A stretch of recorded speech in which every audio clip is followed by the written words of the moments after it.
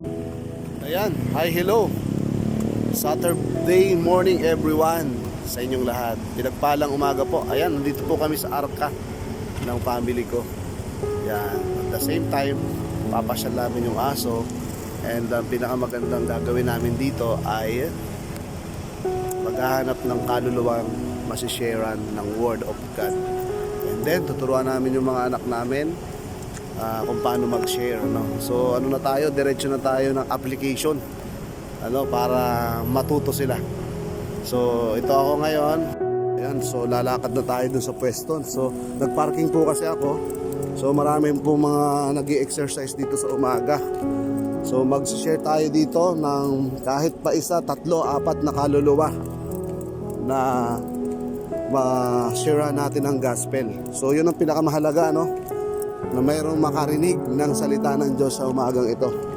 So hindi tayo papayag at hindi tayo uuwi nang walang mababahaginan ng salita ng Diyos. So sa daming tao dito, ayan, kita nyo, nag-i-exercise sila. So magsishare tayo ng Word of God, o ano yung ating faith na meron tayo, i-share natin. So napakahalaga nito. So good morning sa inyo lahat.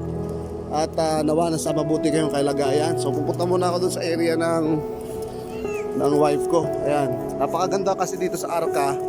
Dinidevelop kasi ito ngayon. So gagawin po kasi itong itong mas maganda pa sa BGC. So kaya marami na mga dito sa side ko, sa likod na yung mga condo po yan. Ayan, tatayo ng mga condo.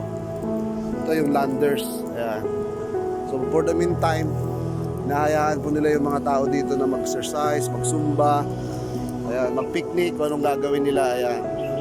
So tayo, make sure natin na makapag-share tayo ng Word of God, tuwing pupunta kami dito. Gawin natin yung mandate ng Lord, kasi yun ang gusto ng Panginoon sa atin, i-share yung mandate. Ayan. So lalakad tayo dito, maputik, mabasa. Morning Brad, good morning mga brother. Ayan. Ayun, medyo maputik, kasi umulan Umulan, so dadaan tayo ng pwesto. Ando kasi yung mga bata doon sa may dulo, yun, nandun sila. Yan, may mga nagpipiknik kasi dyan. So sige, update ko po kayo later on sa mga mangyayari.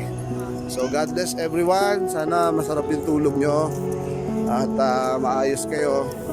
At yung mga hindi naman maayos yung pakiramdam, so nandyan po ang Panginoon, Siya po ang hari ng kapayapaan. Siya po ang hari ng kapahingahan. 1 Peter 5:7, lumapit ang mayroong mga kabigatan, sapagkat ang Diyos ay nagmamalasakit.